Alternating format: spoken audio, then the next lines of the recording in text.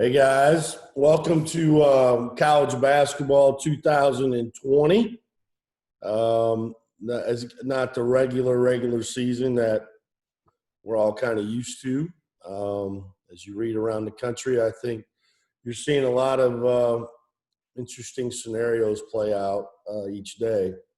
Our main focus is always going to be, the health and safety of our players, and I have a ton of confidence in that'll happen here. So, I think like a lot of schools around the country, we're just going to have to adjust when things happen, and when they don't, play the games.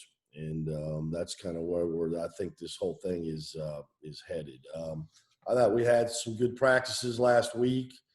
I do have a lot of stats that I used finally. We practiced from about September 4th up until Saturday. Live practices were statted off the film, and that gave me a body of work to use, I think, to look at how guys, what their tendencies are, what their strengths and weaknesses are. And I think that's helped me a lot, not just only coaching practice, but kind of seeing, hey, are you a good three-point shooter? Well, the stats normally don't lie, and when you have that kind of time, right? And so I think that's helped me. Saturday scrimmage, we went about 40 minutes. We went 40 minutes. I thought we played better than last Saturday. We shot the three better, defended better. And so I think we're going into this game against Delaware State with some momentum as far as our confidence level, as far as our chemistry, to be ready to play our first game. And I'll open it up for questions. Steve, you kind of hit on this to start, but, I think it was yesterday Kevin Keats was talking about, being excited for Wednesday, but praying to get to Wednesday. And then right after he says that, Duke has a game that's canceled. Tennessee, Rick Barnes gets, it's announced he has COVID. I don't know, have you gotten a little more anxious as it's gotten closer now that it's like grasp?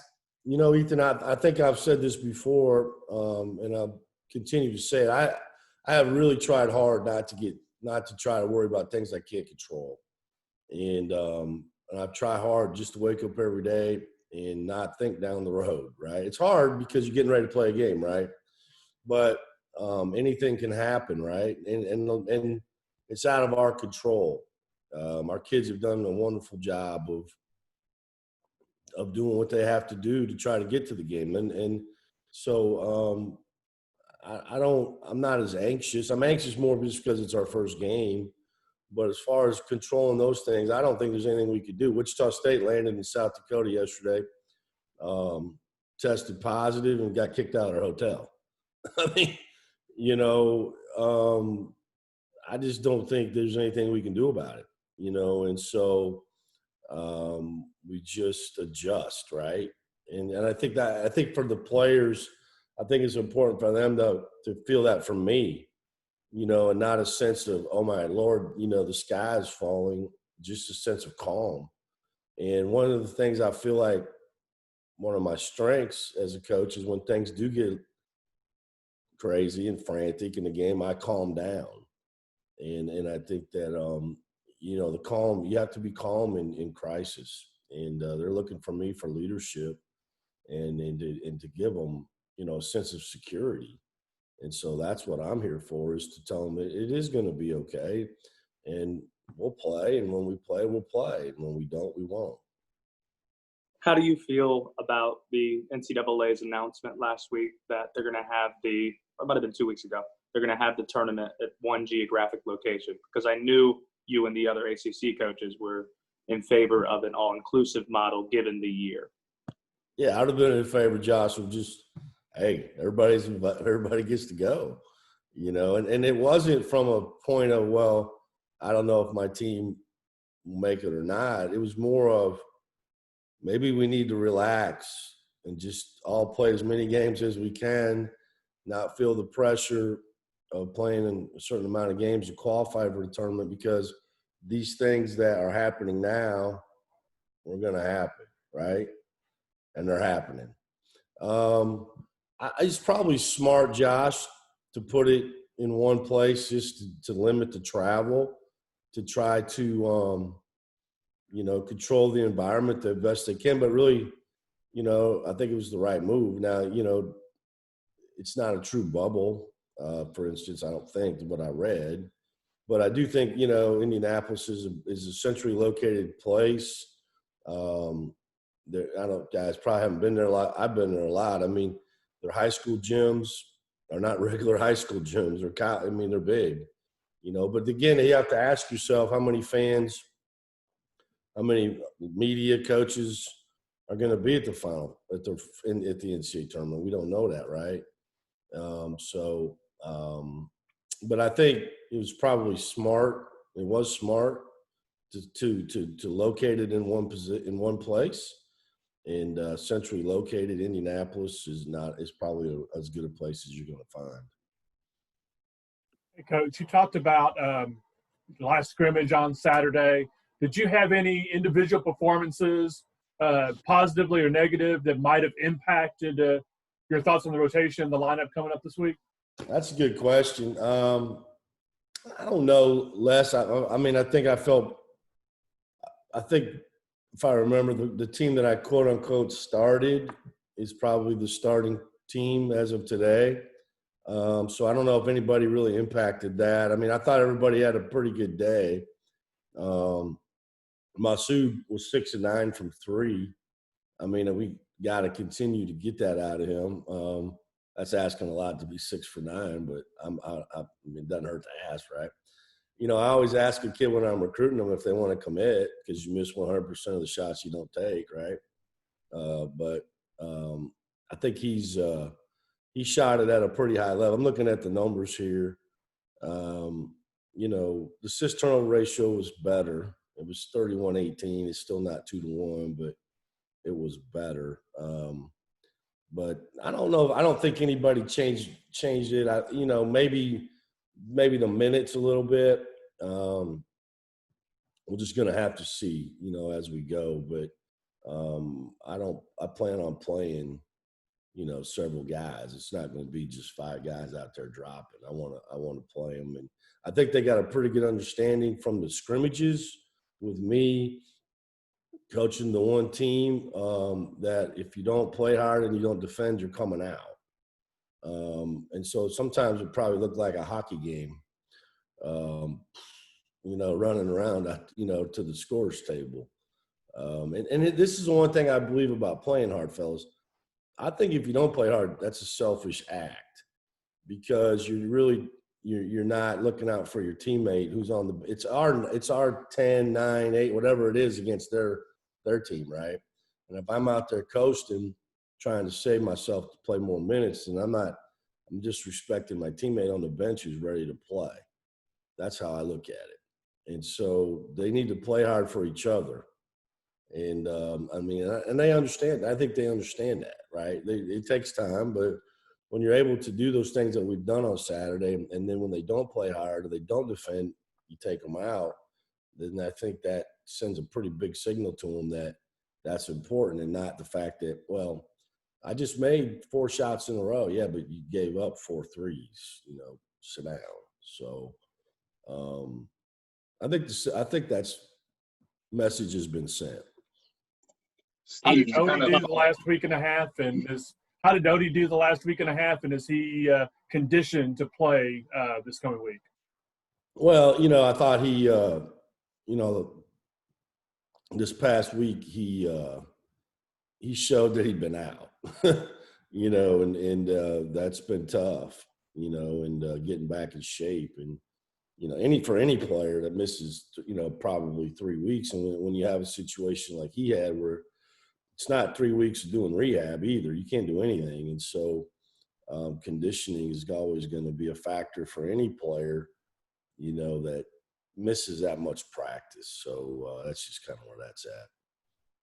Steve, I was going to ask, since you mentioned the lineup you started might be the same one. So where are you at with that then? Can you elaborate a little bit more on who it is right now?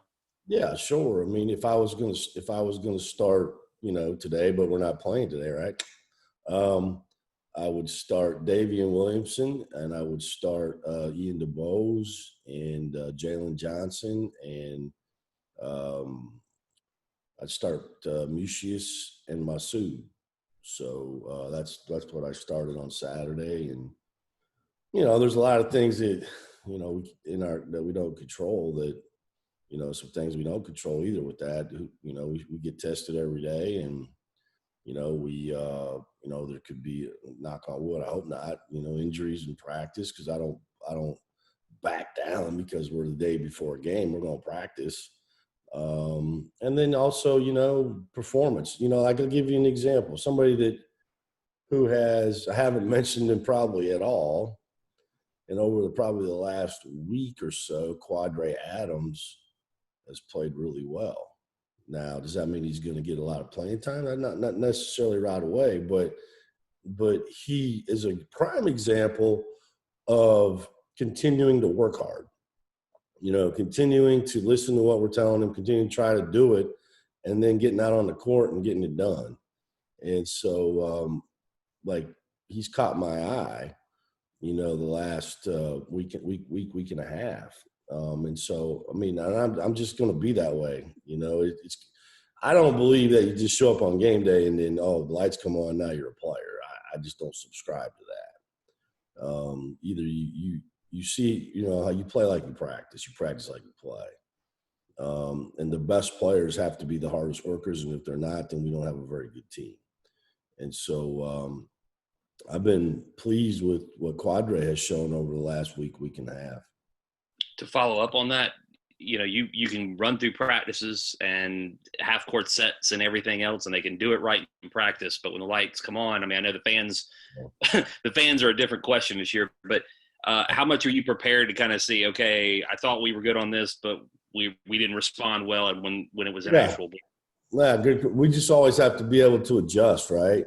And that's something that's we've always been able to do as a staff, is adjust during the games, halftime, in the second half. If something's not doing well, then I'm not afraid to do something different, okay? And that's part of getting to know your team, and then knowing your opponent too, right? And so, when I was in high school, we won the state football championship my senior year. I weighed about 100 pounds less than what I weigh now. I would have been the starting tackle on my high school football team. I was actually a wide receiver. But we had another team in our league that won the state championship in another class, but they only ran 3 plays. And if you could, and that's all they ran, and they ran it right down your throat. I don't really subscribe to that. To answer your question, I think, we have a lot of things in, a lot. And so I think we'll have several different ways to attack teams on an offensive end. Now, you're always kind of limited defensively, guys. Defensively, you play man or you play zone. And we're going to play man the majority of it, but we also have some zone in. We have to be realistic about where we're at size-wise and how we rebound the ball.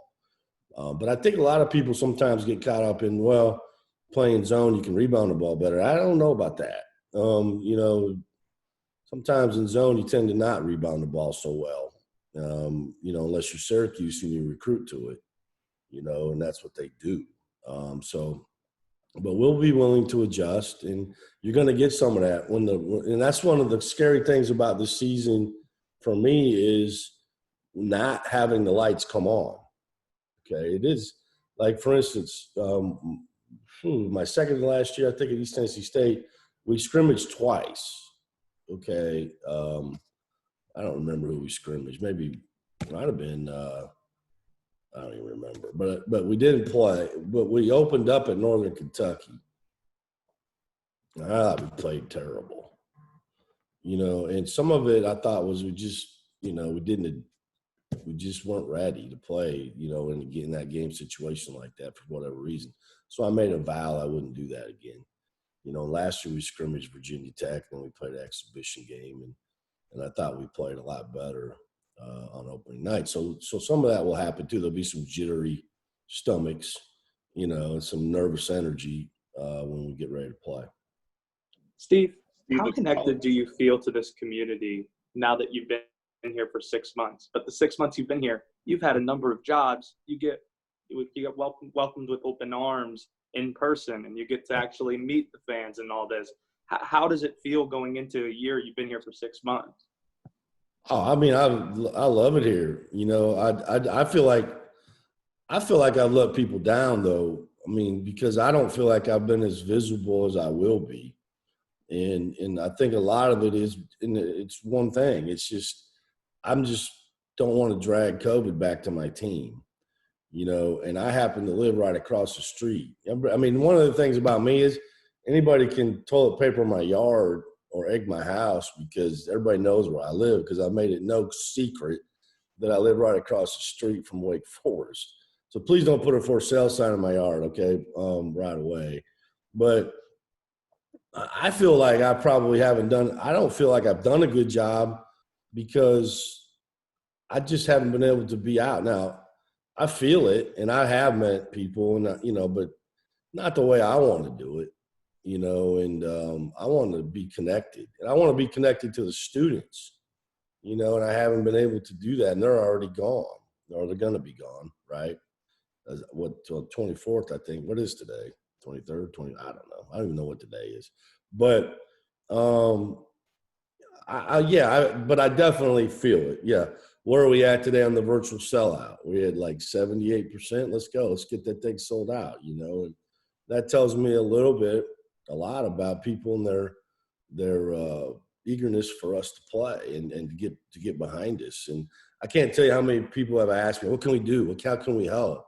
You know, what more can we do? And I don't know the answer, you know, right now, because you can't be at the games, you know, so watch them, listen to them, you know, but I can tell you that my family and I feel very welcomed and very a part of this community. I mean, I live in an unbelievable area. You know, I live right off Ronaldo here. I mean, I don't think there could be a more beautiful area to live. And I thought Johnson City was awesome with the mountains, but this is an incredible area around here to live. And so, you know, when you start getting recognized a little bit is when I do take my out of shape ass out to walk once in a while. People actually did recognize me once in a while now. So, hey, coach, you know, I'm like, oh, okay, you know.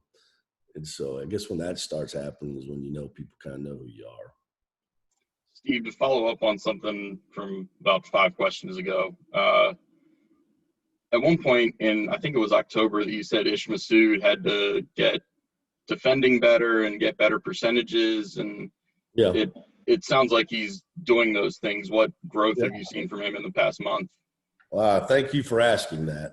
I have the numbers right here in front of me, because the numbers and the tape, they don't lie. Okay, so at least the players hear that all the time.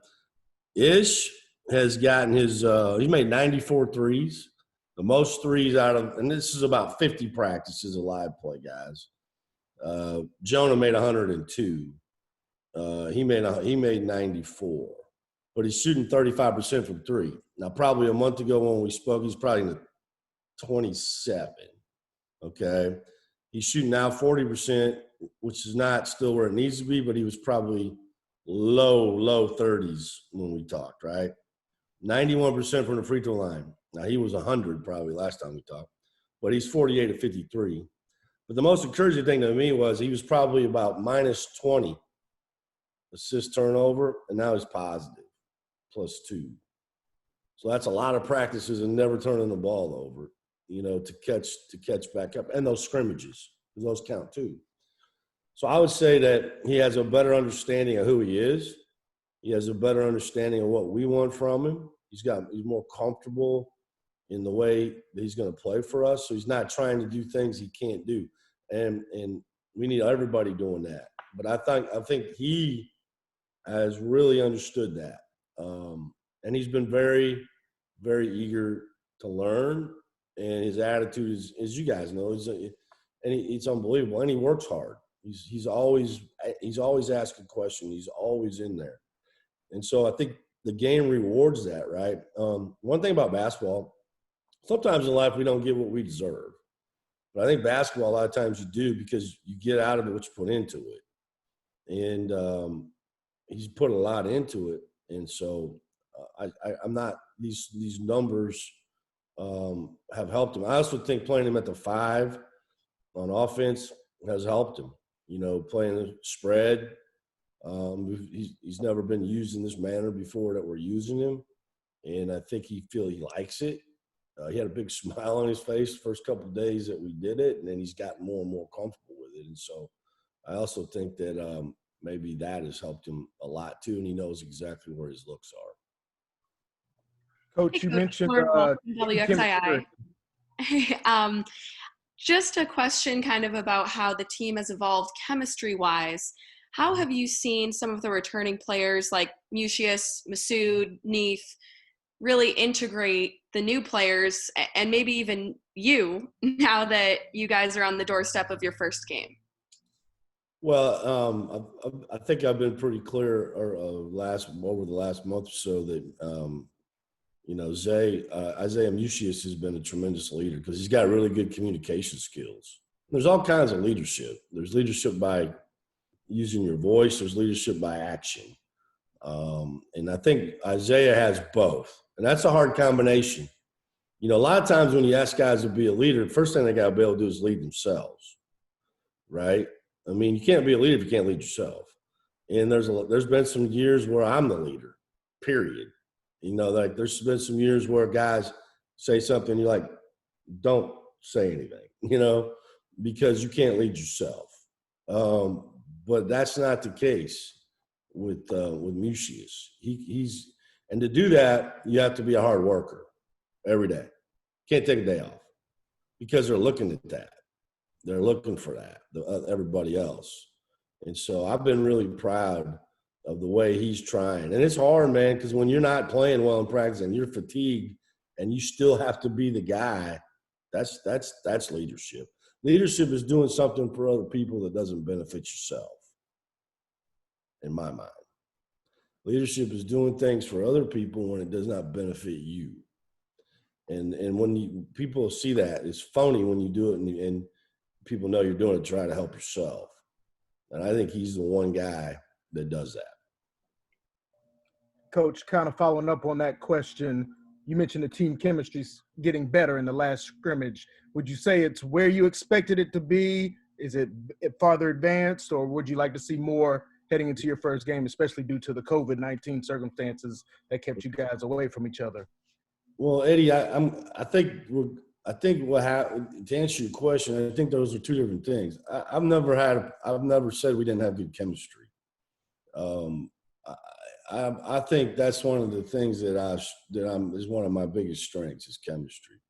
I think our guys like each other and play together. I think playing better is probably what you're asking. And I thought we played better, you know, and that's just getting on the court a little bit more, right, Eddie? And maybe chemistry, maybe you're asking chemistry, and the way I look at chemistry, two different things. You're saying chemistry as far as just playing together on the floor, knowing each other a little bit better. Okay. Yeah, I think the more we're out there, the more we do that. That's why I think those scrimmages were really beneficial.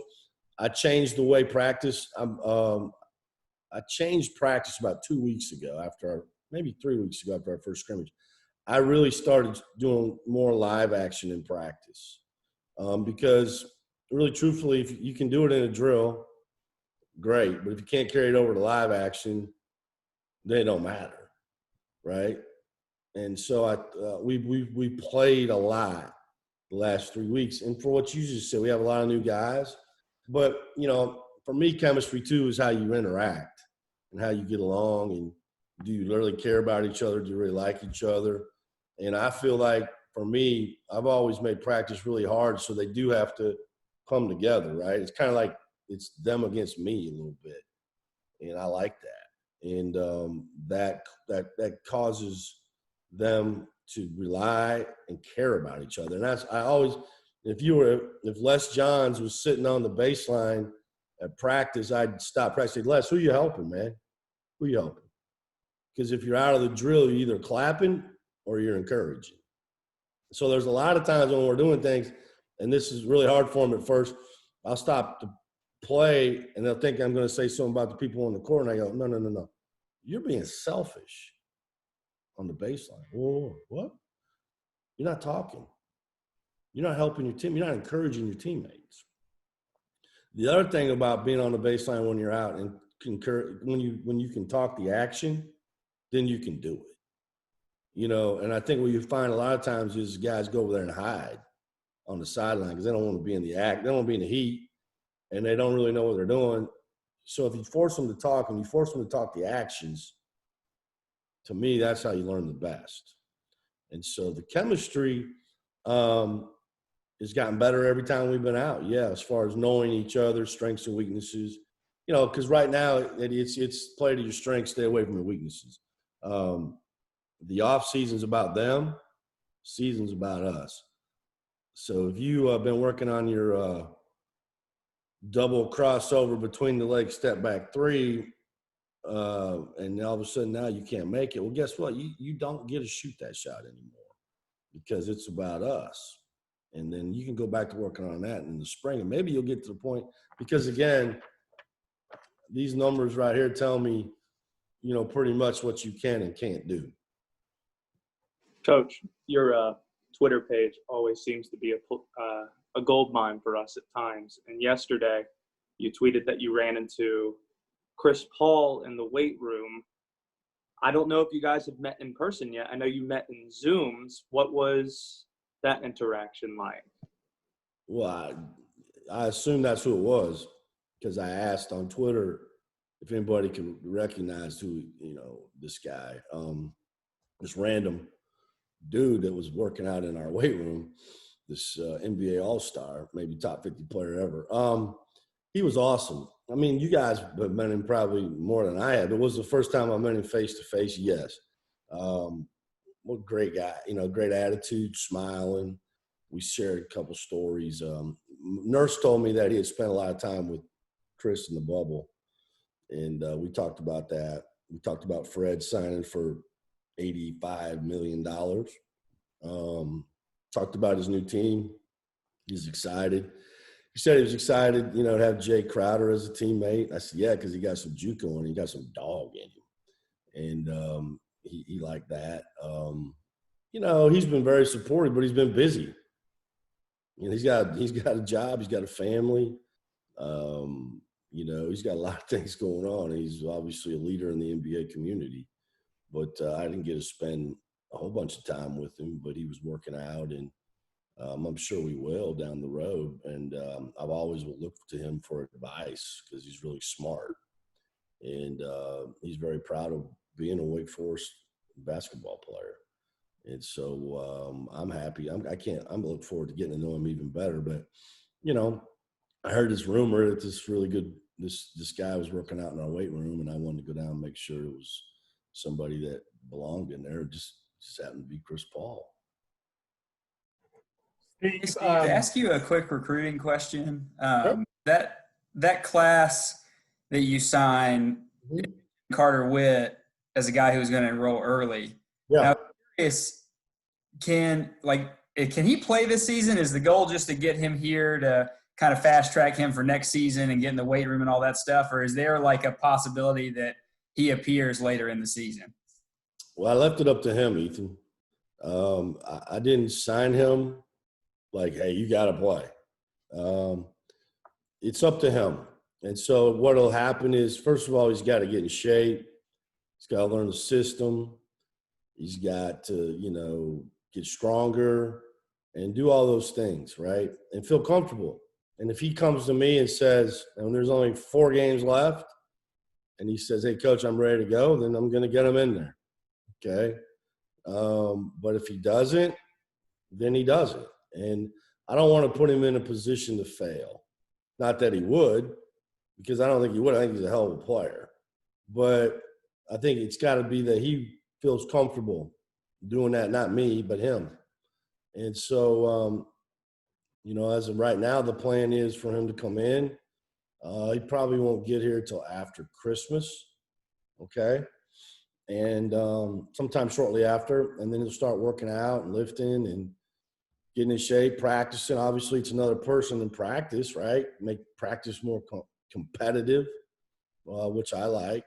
And then we'll see where he is. But I think he's a guy that really – he's a seasoned guy with the ball in his hands. He sees the floor like a coach. And I'm excited, to have him like I am, Robert McCray, who's a tremendous athlete, and Cam Hildreth's playing on the senior team right now. There are 24 guys tried out for the senior FIBA team. They took 14 over to Europe today, and he went. And, that's the precursor to trying to make the Olympic team. And he's playing with older men, and I know there's been some discussion, well, how good is it? Well, I mean, no disrespect, but when we're playing against men versus high school players, probably pretty good, and as you've seen his numbers, he can put the ball in the hole. And so I'm really pleased and excited about these guys, man. We got to get some more, but I thought it was a great start. And the crazy thing is, fellas, never met him face to face. That's crazy. With Carter, with that situation with Carter enrolling him early, is that something that is happening more often than maybe like I realize, or is that going to be something that basketball tries to start incorporating more? I know football does it often, though, early enrollment. Spring practice. Yeah. I think this year you probably saw a little because of two things. One, the uncertainty if there's going to be a high school season, and then the pandemic, and them getting their year back. It's a freebie, right? So do I think that's a trend in basketball? I wouldn't say so, unless we stay in a pandemic for the next 2 years, which please tell me that's not going to happen. No, I don't think so. I don't think. I haven't really thought about it, Ethan, but my guess is it's just a sign of the times. Now, there'll be probably a handful of guys sometimes that maybe want to come. You can practice, get ready for the following year. But I think that you'll probably not see that as much as you probably saw it this year, would be my guess. Steve, is the non-conference schedule kind of final the way it is, or is that a ridiculous notion in 2020? That's a ridiculous notion. Not that you would say anything ridiculous, Les, ever. Yeah, it's a work in progress, buddy. We had a team in our Mako Medical Classic that got, didn't come. Then we got another team. They couldn't come. We chased another team till Saturday, right? I mean, it's fluid. I think that'd be a good word, fluidity. We're going to try to get 7 games if we can, okay, because that's what we get, right, because we got 20 league games. But I don't know if we will, because we have to be able to fit them in, right, and then we have protocols and all those other things we got to fulfill. We're going to do it the safe way. So I feel if anybody wants to feel sorry for anybody in this deal, feel sorry for Frank Davis. That poor guy. Every day is a new journey for him on the phone. And so we'll chase and, we'll continue to try to get teams and hopefully we can. And if we can't, again, it's not a regular season, right? We'll play what we can play and that'll be it. And the NCAA's infinite wisdom, they said the minimum was 13. I don't know where they came up with that number, but, we got 5 on the schedule right now. So, I like to play 27. The kids would like to play 27, and we'll keep working at it, but it's got to all fall together.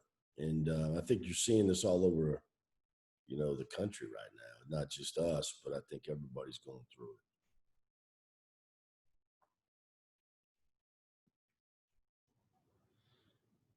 it. Anything else? Steve, do you have nerves or butterflies going into tomorrow? Like, is this is an opener unlike any other you've probably experienced? So, what are your thoughts here? I'm always nervous before every game. I'm not the best guy to come talk to you before the game, no matter who we're playing. It's probably the only time I would tell you to steer clear of me. And when I quit being nervous, guys, I'm going to quit. Okay? I promise you that. When I get satisfied and I'm not nervous, I don't need to be doing it anymore. So, yeah, I'm nervous. And for a million reasons, okay? Not okay, like, for instance, the schizophrenic life of a coach. We shot the ball well on Saturday. Man, we must stink on defense, you know? That's me, okay? Man, we really we guarded well. Wow, we stink on offense, you know, or we turn it over too much, or you know, Delaware State's got a 7'3" center. How are we going to guard him? You know, I'm nervous. Yeah, but I'm not nervous because I'm here at Wake Forest. I'd be nervous if I was coaching Northwest Florida or Barton County Community College. I would have a nervous stomach. And it's not the greatest way to live, fellas. To be honest, you know, there's days I wish, like, I could do without this stress, but it's all worth it. So I appreciate you asking that. I'll reiterate what I said. When I'm done, when I'm not nervous anymore, I won't coach. Well, just to shine some light, this side isn't the best way to live either. No, I hear you. I feel for it. I mean, I got a lot of friends in your business have changed jobs, you know, or changed livelihoods. And guys, I'm old. I like holding the paper. You know, I grew up smelling the newspaper, right? And I had a morning paper and an evening paper, and I had a weekly paper. And my grandma sent me the Des Moines Register when I was in college because they had, I don't know if you guys are familiar with the Des Moines Register, but in the Sunday paper, the sports was the big peach. So the sports page was orange. And so my grandma would take it every Sunday when I was in college and mail it to me, and I'd get it on Wednesday or Thursday, and I'd read it.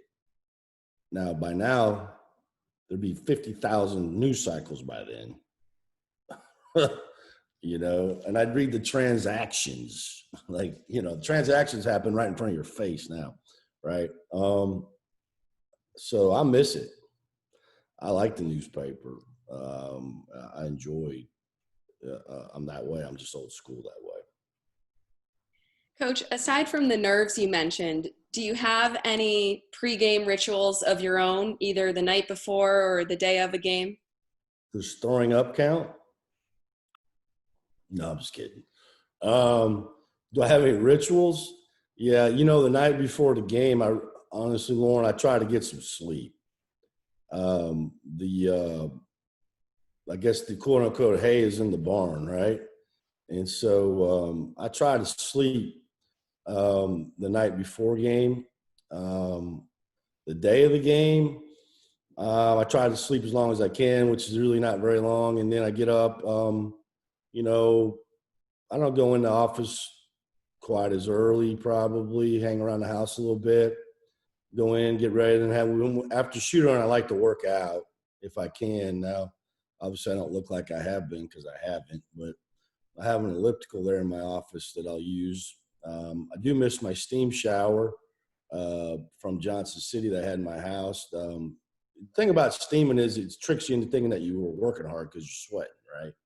So I did that. That used to kind of relax me a little bit. I just try to calm myself down the best I can. I don't read or do anything like that. I usually just try to catch up on a little bit of sleep is probably the best I can do to calm me down, you know, before we get ready to play.